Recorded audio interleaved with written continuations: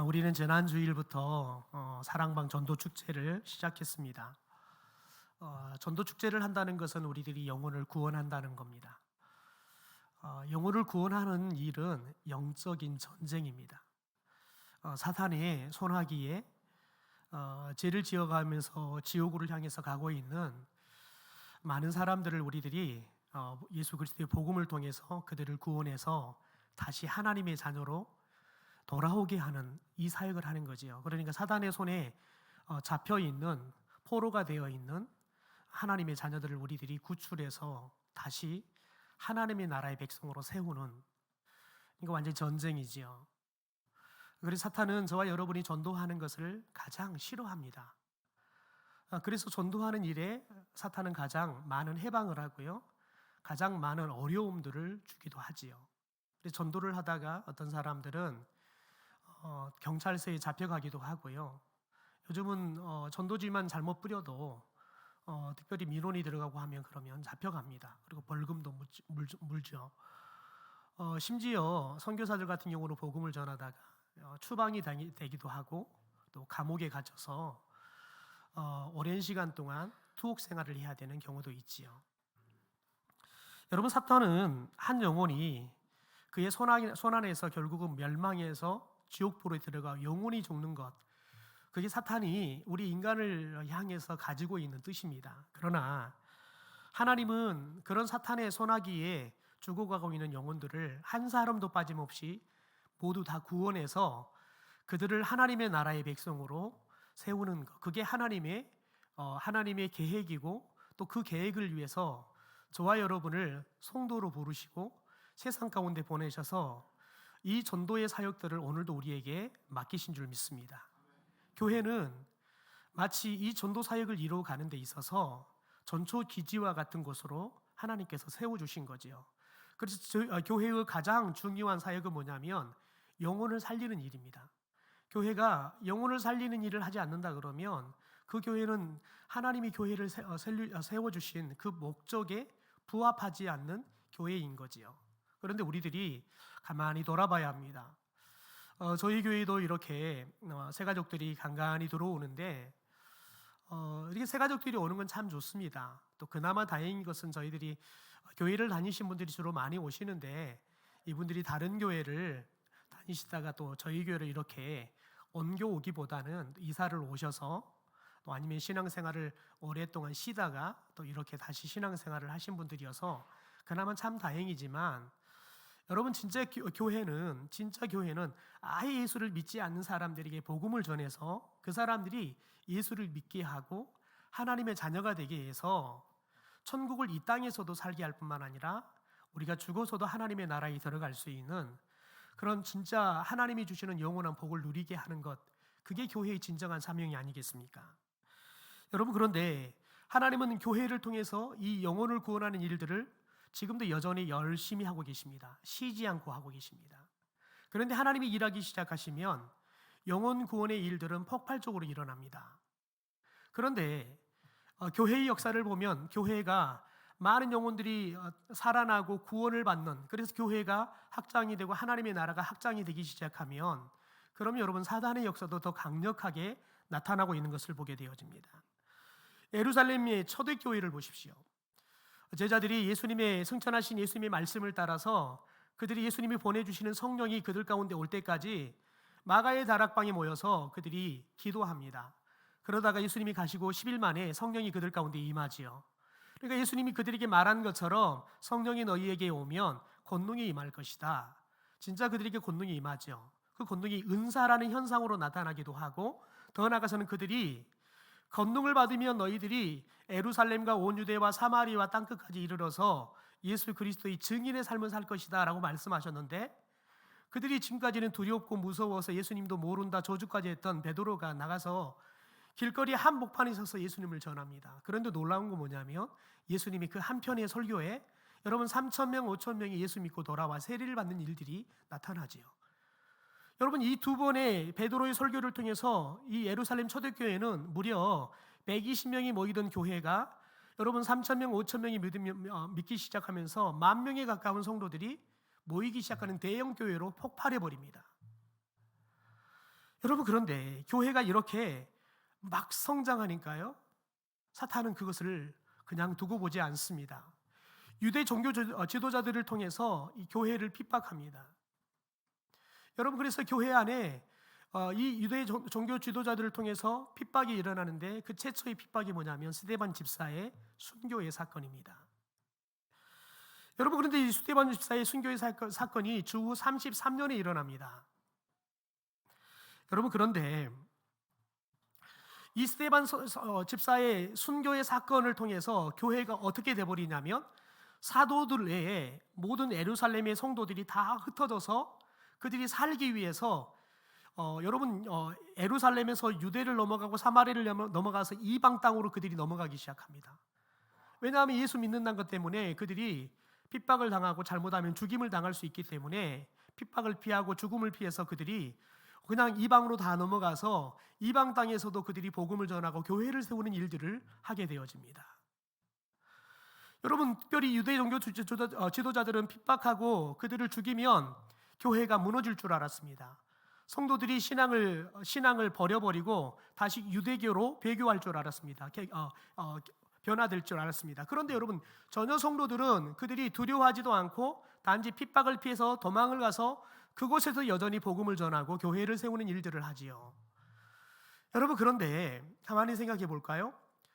10,000명에 가까운 예루살렘이 초대교회가 10,000명에 가까운 성도들이 모이던 교회가 갑자기 사도들 외에 극소수의 성도들을 남겨놓고는 다 흩어져서 그냥 교회를 떠나버리게 됩니다. 그러니까 여러분, 한순간에 교회가 텅텅 비어버리는 거죠. 그러니 여러분, 영적으로 얼마나 교회가 힘이 빠져버렸겠어요. 코로나 기간 동안에 온라인으로 예배 드릴 때 저는 우리 전사님들 앉혀놓고 저희 가족 앉혀놓고 여러분 설교하는데 힘이 나지가 않아요. 정말 힘이 나지가 않아요. 여러분이 졸고 있어도 그냥 앉아만 있어도 힘이 나는데 사람이 없으니까 힘이 나지 않아요. 여러분, 그런데 저에게는 이렇게 해봤자 한 150명 이 정도, 지금 한 130명에서 140명 정도 앉아 계실 건데요. 여러분, 그러던 사람이 이렇게 빠져나가서 10명도 안 되는 사람들이 앉아 예배 드리니까 힘이 빠는데요. 10,000명에 가까운 성도들이 그것도 그냥 하루아침에 그냥 일어나가지고 그냥 교회가 막 으쌰으쌰 하다가 그냥 풍선에 바람 빠듯이 쫙 빠져나가 버리니 여러분, 얼마나 영적으로 힘들었겠습니까? 더군다나 여러분, 그 많은 사람들이 헌금하고 했는데 재정적으로 보유하던 교회가 재정적으로 아주 어려움을 겪게 돼버리는 겁니다. 더군다나 여러분, 특별히 사도행전 우리 11장의 말씀 28절의 말씀을 보면 여러분, 특별히 이 팔레스타인 지역에 이스라엘이 있는 이 지역에 큰 흉년이 오게 되어집니다. 큰 흉년이 와서 이제는 교회는 물론이고 성도들이 일상생활도 먹고 살아가는 문제가 생겨버립니다. 그러니까 교회가 또 한 번 이제는 실은 더 어려운 경제적인 문제가 닥쳐버린 겁니다. 지금까지는 성도들이 없고 성도들이 막 헌금하다가 헌금이 확 줄어버려서 교회를 운영하는 데 많은 어려움이 있었지만 이제는 성도들이 이렇게 삶이 무너져 버리는 겁니다. 그러니 여러분, 성도들이 교회를 오기 전부터 힘든 겁니다. 그러니 교회가 위기가 찾아온 거지요. 그런데 여러분, 사탄은 여기서 멈추지 않습니다. 교회를 더 강력한 어려움으로 밀어붙이기 시작합니다. 바로 그게 오늘 1절과 2절의 말씀에 나와 있죠. 우리 같이 한번 읽어보겠습니다. 같이 읽죠. 시작.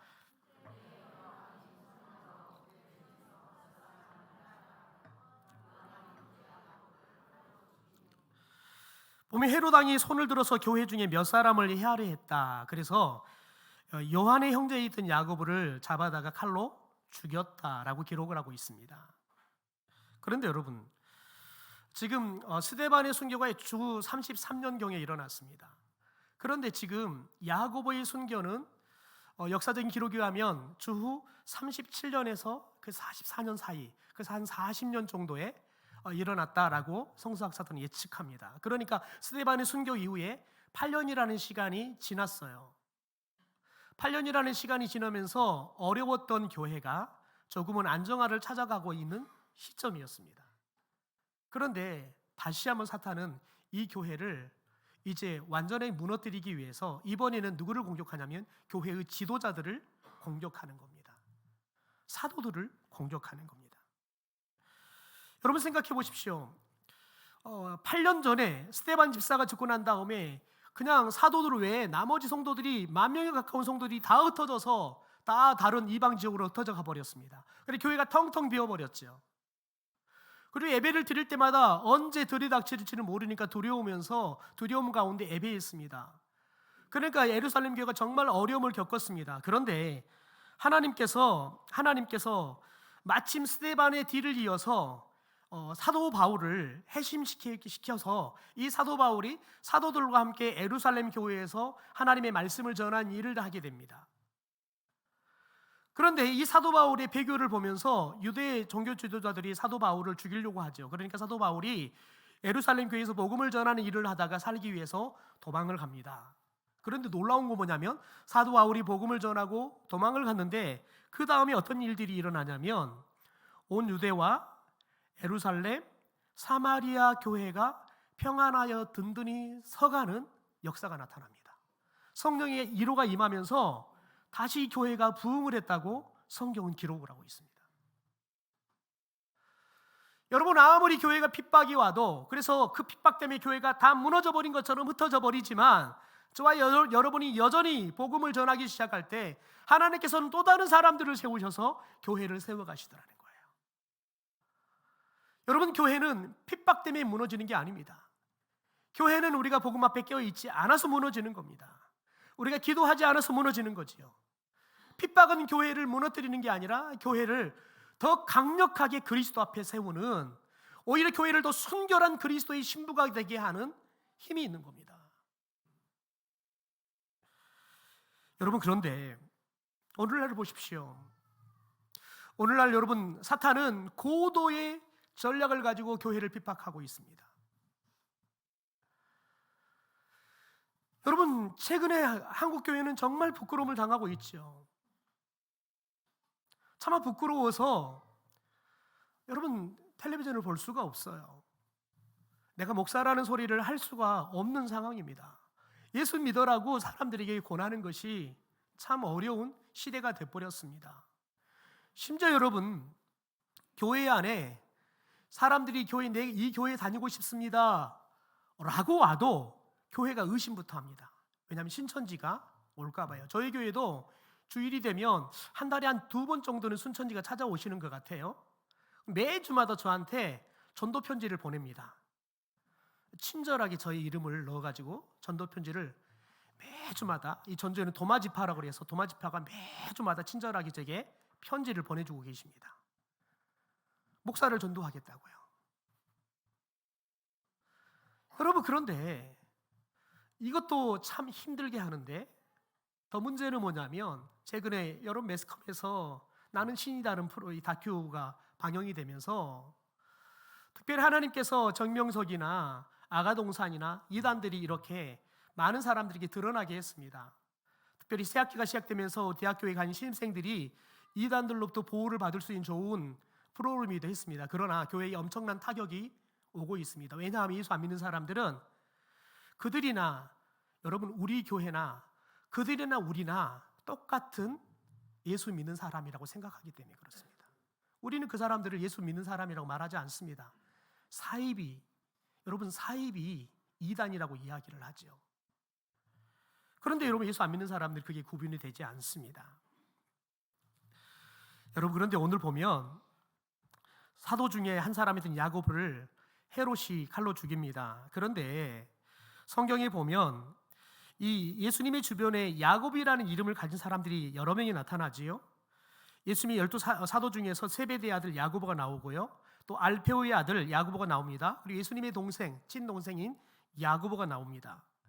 그런데 오늘 말씀에 나오는 사람은 누구냐면 세베대의 아들 야고보, 특별히 요한복음과 사도행전을 기록하고 있는 사도 요한의 형제입니다. 그러니까 실은 오늘 이 말씀은 사도 요한이 자기 형제 야고보의 순교 이야기를 눈물을 머금고 기록하고 있는 겁니다. 여러분, 자신의 형제가 여러분 복음을 전하다가 죽어갔던 그 아픈 시간을, 그 아픈 이야기를 성경에 기록하고 있는 거예요. 그래서 여러분 오늘 우리가 요한의 심정으로 본다면 이 말씀은 정말 여러분 눈물겨운 이야기예요. 여러분 그런데 왜 하나님께서는 이 야고보를 죽게 했을까요? 오늘 특별히 1절의 말씀을 보면 실은 이 헤롯 왕은 야고보만을 죽이려고 계획하지 않았습니다. 보면 교회 중에 몇 사람을 해하려고 라고 이야기합니다. 그래서 많은 신학자들은 아마 최소한 3사람 이상은 되었을 것이다. 그 3사람 중에 누구냐? 야고보와 그 형제 요한과 베드로, 이 3사람은 아마 이 해하려는 사람들 중에 들어갔을 것이다. 왜냐하면 이 3사람은 예수님의 12제자 중에서 예수님의 특별한 사랑을 받았던 사람들입니다. 그러니까 교회 안에서도 굉장히 중요한 역할을 했던 사람들이 이 3사람이었다는 거죠. 그러니까 헤롯 왕이 자신의 특별히 유대인들로부터 지지율을 높이기 위해서 실은 이렇게 특별히 교회와 그리스도인들을 핍박하는 일들을 했습니다. 왜냐하면 유대교를 믿고 있었던 유대인들이 그리스도인들과 교회를 여러분 굉장히 싫어했기 때문이었습니다. 왜냐하면 교회는 대다수의 유대교인들이 그들이 기다렸던 예수님이 오니까 예수님인 줄 알고 그들이 예수님을 믿지 않는 유대교회에서 배교를 하고 이제 그리스도인들이 되었기 때문에 그래서 정말 그리스도인들과 교회를 유대교가 싫어했던 거지요. 여러분 그런데 여러분 이런 특별히 야고보와 특별한 교회에서의 역할이 있었기 때문에 또 예수님의 사랑을 그 누구보다 많이 받은 사람이기 때문에 그래서 그가 순교의 반열에 들어서는 사도 중에 첫 번째 순교자가 되었다는 겁니다. 여러분 그런데 특별히 여러분 야고보에게 임하기 시작했던 스데반에게 찾아왔고 야고보에게 이제 찾아왔던 이 핍박과 순교의 이야기들은 이미 예수님께서 제자들에게 예고했던 말씀이죠. 예수님께서는 이제 말세의 징조가 2가지가 있다는 겁니다. 첫째는 거짓 교사들이 나타나서 잘못된 복음을 전할 거라는 거예요. 다시 말해 오늘로 말하면 사이비 이단들이 나타나서 성경에 가르치지 않는 이야기들을 가르치면서 사람들을 현혹해서 그 사람들을 영적으로 타락하게 할 거라는 겁니다. 두 번째는 특별히 이 땅 가운데 자연재해들이 일어날 거라는 거예요. 전쟁도 일어날 것이고 기근도 일어날 것이고 지진도 일어날 것이고요. 또 하나 교회의 지도자들이 또 그리스도인들이 극심한 핍박을 받게 될 거라는 거예요. 여러분 그게 마가복음 13장에 나와 있는 말씀입니다. 제가 현대의 성경으로 읽어드리겠습니다. 정신을 차려라. 너희에게 큰 위험이 닥칠 것이다. 너희는 법정에 끌려 나갈 것이고 해당에서 매를 맞으며 나를 따른다는 이유로 통치자와 왕들 앞에 고발당할 것이다. 그러나 그때는 그들에게 복음을 전할 좋은 기회다. 세상이 끝나는 날이 오기 전에 복음이 모든 민족에게 전파되어야 한다. 여러분 여기서 굉장히 중요한 말이 있습니다. 핍박이 올 것인데 핍박이 온다는 것은 예수님께서는 지금 뭐가 오고 있다는 거예요? 말세의 때가 오고 있다는 거예요. 그런데 여러분 그리스도인들은 말세의 때가 온다는 것은 무엇을 여러분 우리가 아냐면 예수님께서 여러분 모든 사람들에게 복음이 전해지는 날 예수님께서 오신다 그랬어요. 여러분들 여기서 착각하지 말을 게 뭐냐면 모든 사람이 예수 믿으면 온다는 게 아니에요. 모든 사람에게 복음이 지르면 온다는 거예요. 그러니까 여러분 모든 사람들에게 복음이 전해지면 사람들이 예수를 믿든지 안 믿었든지 예수님을 오신다는 겁니다. 그러니까 말세가 때가 오면 이제 복음이 전해져야 할 사람이 얼마 남지 않았구나. 그러면 우리들이 어떤 열심을 내겠어요? 복음을 열심히 전하겠죠. 왜냐하면 예수님께서 복음이 모든 사람에게 전해지면 내가 오겠다라고 이야기했기 때문에 그렇습니다. 여러분 성경을 보면 그래서 말세의 때가 오면 오히려 여러분 핍박이 심해지면 심해질수록 오히려 더 강력하게 복음을 전합니다. 밤낮 가리지 않고 복음을 전하는 일들이 나타나고 있지요. 여러분 그런데 특별히 오늘 나타나고 있는 이 교회를 핍박하는 이 헤롯이라는 이름을 가진 왕도 성경에 여러 명이 등장을 하지요. 우선 아기 예수님이 태어났을 때 2살 미만의 남자아이들을 다 죽여라. 잔혹하게 아이들을 죽였던 이 헤롯은 헤롯 대왕이라고 이야기합니다. 헤롯 대왕이 뒤를 이어서 헤롯 아켈라오가 왕이 됩니다. 그런데 이 사람은 유대 땅을 다스리는데 딱 6년만 다스리다가 금방 이 왕의 자리에서 내려오게 되어지죠. 그 다음에 왕이 된 사람이 헤롯 안티파스인데요, 이 사람이 누구냐면 세례 요한의 목을 베었던 왕입니다. 더 나아가서는 이 사람이 예수님께 십자가에 못 박히실 때 빌라도에게 넘겨주기 전에 재판을 주관했던 사람이기도 합니다. 여러분, 그 다음에 왕이 등장하는데 오늘 말씀에 등장하는 헤롯 왕인데 이 헤롯 아그리파 1세라고 부릅니다. 여러분, 이 사람은 누구냐면 예수님이 태어났을 때 2살 이하의 남자아이들은 다 죽여라고 잔혹하게 어린아이들을 죽였던 헤롯 대왕의 손자입니다. 여러분, 그런데 이 헤롯 아그리파는 원래 이 갈릴리 지방, 예수님이 주로 사역했던 갈릴리 지방만 다스렸던 그런 분봉왕이었습니다. 그런데 정치적인 소환이 굉장히 탁월했어요. 그런데 로마의 황제의 마음을, 비율을 잘 맞추는 사람이었습니다. 그래서 세례 요한을 죽인 이 헤롯 안티파스를 몰아내고요, 유대 땅 사마리아까지 다스리는 왕으로 로비를 통해서 등극하게 되어집니다. 또 한 사람이 우리 사도행전을 보면 나오는데요, 헤롯 아그리파 2세입니다. 이 사람은 누구냐면 사도행전 26장에 등장하는 이 가이사라에서 사도 바울을 재판했던 왕입니다. 여러분, 그런데 여기서 우리가 기억해야 되겠습니다. 계속해서 헤롯 왕이 나와요. 자기들끼리 이권 다툼으로 그냥 쫓아내고 뭐 이런 일들이 일어나지만, 여러분, 이 헤롯 왕의 공통점이 있습니다. 그것은 뭐냐면 이들은 한결같이 교회와 그리스도인들을 핍박했다는 겁니다. 더 나아가서 이들의 핍박은 시간이 가면 갈수록 더 강력해졌다는 거예요. 여러분, 이들은 로마가 펴는 정책을 따라서 그리스도인들을, 교회를 우리가 그냥 이 땅에서 없애버리겠다, 이 정책을 따라 그들 또한, 그들이 특별히 이 다스리는 유대인 나라에서 그들이 안정적으로 왕권을 계속 유지하기 위해서는 유대인들의 지주의를 많이 받아야 돼요. 근데 유대인들이 대다수가 아직은 유대교를 믿는 사람들인데, 이 사람들이 싫어하는 게 누구냐면 교회와 교회를 다니는 성도들을 싫어하는 겁니다. 그러니까 유대인들의 한심을 얻기 위해서, 그래서 정치적인 입지를 굳히기 위해서 여러분 야고보를 죽이는 겁니다. 여러분, 우리가 여기서 알아야 할 것은 뭐냐면, 저와 여러분이 앞으로 가면 갈수록 교회가, 우리가 복음을 전하는 일이 더욱더 어려워졌으면 어려워졌지, 결코 복음을 전하는 일이 쉬운 시대는 절대 다가오지 않을 것입니다. 그런데 기억해야 할 게 있습니다. 그럼에도 불구하고 하나님은 우리를 통해서 복음을 더 강력하게 전하게 하실 것이라는 겁니다. 여러분, 로마는 그리스도인들을 핍박하면, 죽이면 교회가 사라질 줄 알았어요. 여러분, 그런데 교회는 사라지지 않고, 여러분, 교회를 핍박하고 그리스도를 핍박했던 로마가 무너져 버리는 거예요. 왜? 하나님은 살아계시기 때문에 그렇습니다. 하나님께서는 예수 그리스도를 통해서 은부의 권세가 교회를 이기지 못한다고 선포하셨습니다. 하나님 말씀은 지금도 살아 역사하실 줄 믿습니다. 교회는 무너지지 않습니다. 교회는 지금도 여전히 살아 역사해서 그분의 복음을 통해서 수많은 영혼들을 구원하고 하나님의 나라를 확장하는 일들을 감당하게 될 것입니다. 그런데 기억해야 할 게 있습니다.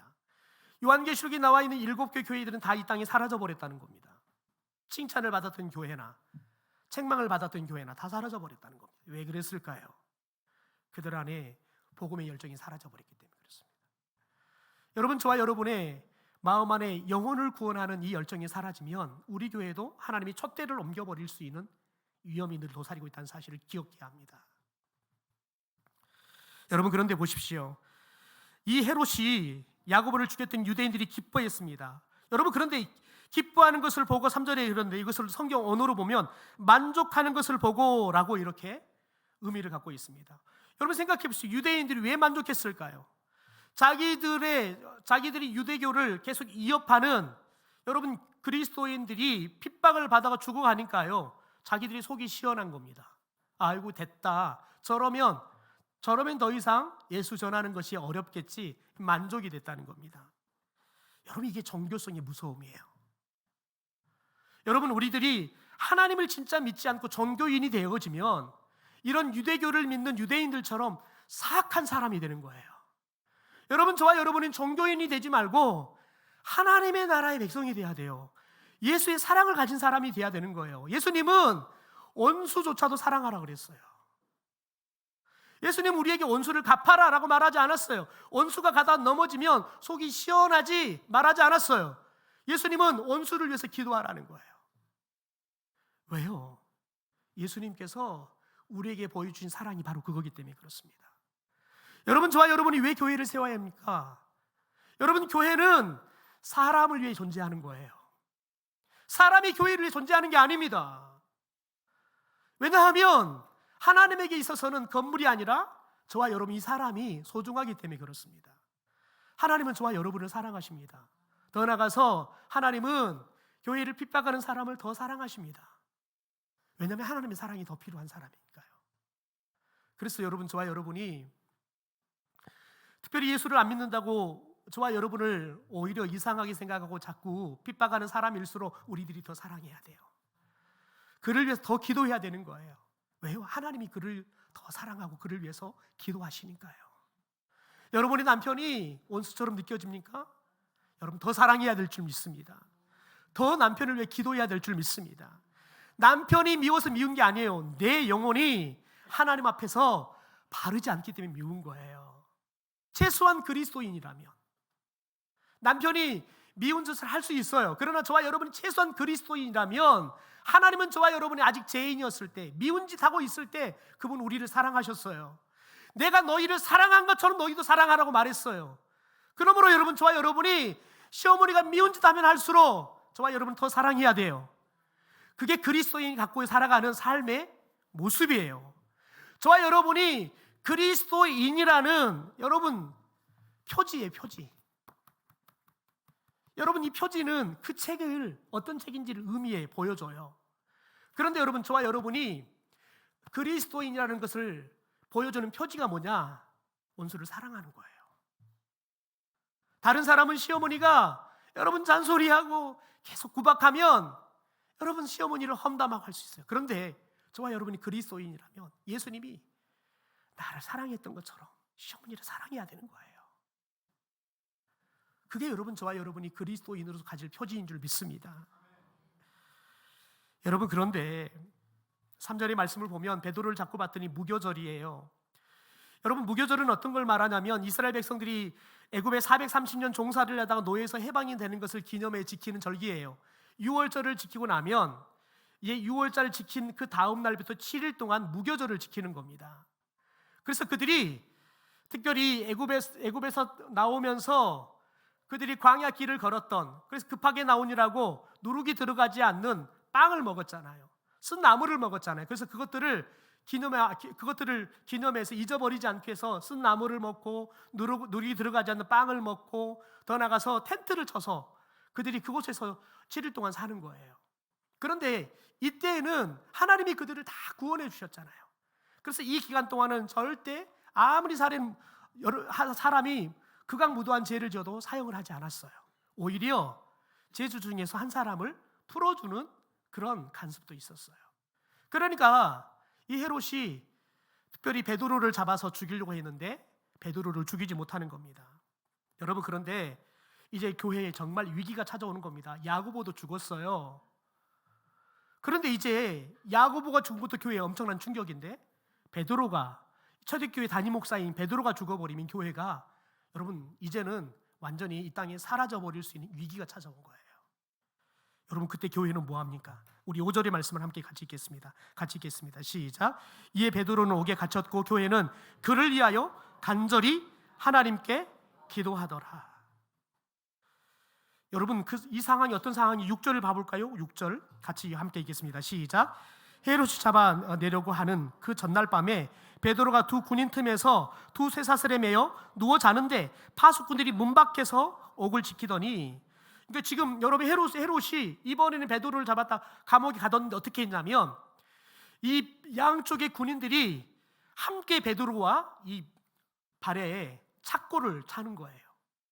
그리고 함께 이 감옥에 있는 겁니다. 그리고 그 감옥 밖에 또 2명이 아예 빠져나가지 못하고 또 지키고 있는 겁니다. 그런데 그것을 사교대로 16명이 지키고 있는 겁니다.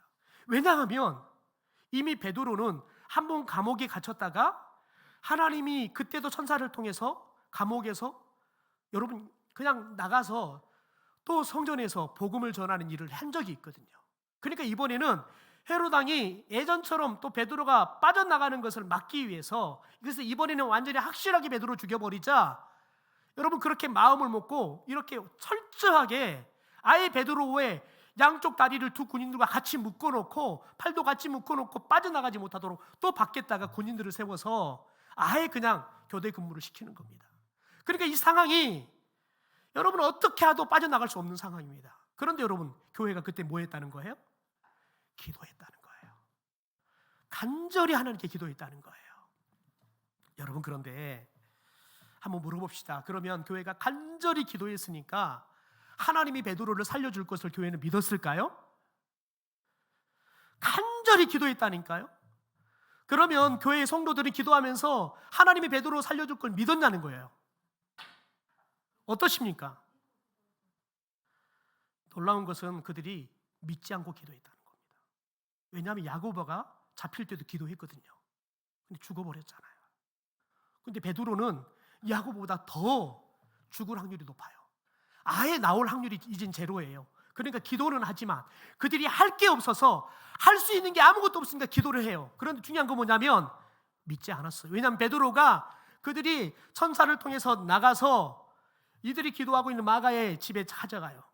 문을 두드렸더니 그 집에 있는 노대라는 계집종이 나오다가 베드로 음성을 듣고 베드로인 줄 알고 문을 알고 들어가서 베드로가 왔다 그랬더니 그 사람들이 뭐라 그래요? 예, 베드로가 아니라 베드로의 천사가 왔다는 거예요. 그래도 아니 진짜 베드로 왔다니 뭐라 그래요? 너 미쳤다 그런단 말이에요. 여러분 놀라운 거 뭐냐면요, 교회가 믿음이 없이 기도해도 하나님께서는 우리의 기도를 들어주신 줄 믿습니다. 여러분 왜냐하면 교회적인 기도는 하나님께서 역사하기 때문에 그렇습니다. 예수님께서 내 이름으로 2-3사람이 모이는 곳에 누가 함께 하신다고요? 예수님께서요. 저와 여러분이 믿음으로 안 모여도 예수님의 이름으로 모였어요. 기도하는데 믿음이 안 생겨요. 그래도 예수님을 함께 하신다고요. 예수님이 함께 하심으로 그곳에는 기적의 역사가 나타날 줄 믿습니다. 하물며 여러분, 저와 여러분이 믿음으로 기도하면 더 놀라운 역사가 나타날 줄 믿습니다. 지금은 우리 교회가 정말 기도해야 할 때입니다. 그리스도인들이 기도해야 할 때입니다. 나라 안팎으로도 더 나아가서는 이 정부를 저와 여러분이 기도하지 않고서는 어떻게 믿을 수가 있겠습니까? 정말 힘든 상황 가운데 놓여져 가고 있습니다. 여러분 우리나라가 미래가 더 암담해져 가고 있죠. 또한 저희 교회는 성전 건축을 앞두고 있습니다. 하나님께서 기도하라는 거예요. 기도하지 않으려고 그러면 짓지 말라는 거예요. 새벽마다 하나님이 말씀하세요. 너희들이 기도하지 않고 너희들이 성전을 짓겠다고. 성전은 내가 짓는 건 너희 짓는 게 아니야. 하나님께서는 계속해서 기도를 요청하십니다. 여러분 제가 한 가지만 간증하고 마치려고 그러는데요, 자막을 한번 보여줄까요? 제가 2012년도에 캄보디아 선교를 가서 마침 섬겼던 교회에서 그 캄보디아 깜동 친앙이라는 지역에다가 떡포라는 지역이에요. 거기에다가 청소년들이 살 수 있는 교회를 짓고 청소년 시설들을 지어줬어요. 그래서 청년들과 함께 기도했어요. 기공 예배를 드리고 그 땅에서 우리들이 그 땅을 밟고 기도하기 시작했습니다. 하나님, 이 지역을 다음 세대 아이들이 말씀으로 또한 그들이 공부를 함으로 인해서 교회와 이 나라 민족의 지도자들로 성장하는 그리스도인 지도자들이 교회도 세워져 가고 나라도 세워져 가게 하옵소서. 하나님, 그런 아이들을 교육할 수 있는 시설들이 더 확장되게 하옵소서 기도했어요. 여러분 그런데 어제 지난 12월 달에 오셨던 이손 목사님께서 당진 동일교회가 4월 달에 있는 프로그램이 있다고 제게 초청하는 연락을 해 오셨어요. 그래서 당진 동일교회를 들어갔는데 재미있는 사진이 있는 거예요.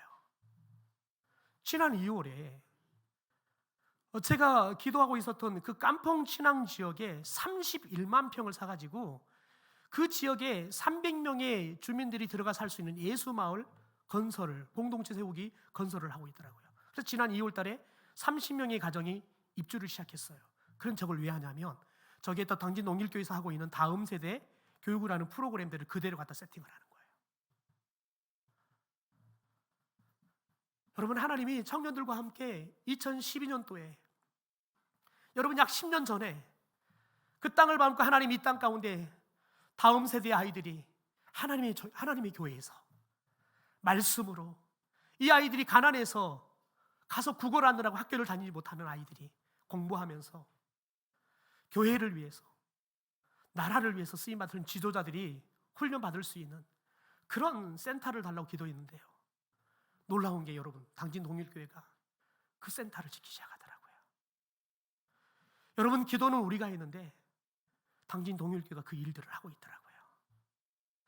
여러분, 하나님께서는 저와 여러분의 기도를 절대 듣고 흘리지 않으십니다. 반드시 여러분 역사를 일으킵니다. 생각해 보십시오. 31만 평, 만평도 엄청 큽니다. 31만 평이라는 땅을 사가지고 그 땅에 있는 다음 세대들을, 그래서 414 윈도우 사역이라고요. 4살부터 14살까지의 아이들이 가장 복음을 가장 잘 듣는다고 생각해요. 그래서 414 윈도우 어린이 사역을 저기서 전개하고 있고요. 우리나라에서 이 사역을 하기 위해서 4월 달에 세미나를 한다고 초청을 한 거예요. 여러분, 하나님께서는 저와 여러분은 오늘 기도하면 우리의 기도를 통해서 죽어가는 영혼이 살아나게 될 줄 믿습니다. 저와 여러분의 기도를 통해서 교회가, 이 나라 이 민족이 살아나는 역사를 허락하실 줄 믿습니다. 기도하는 사람만이 하나님의 그 기적을 경험하게 될 것입니다.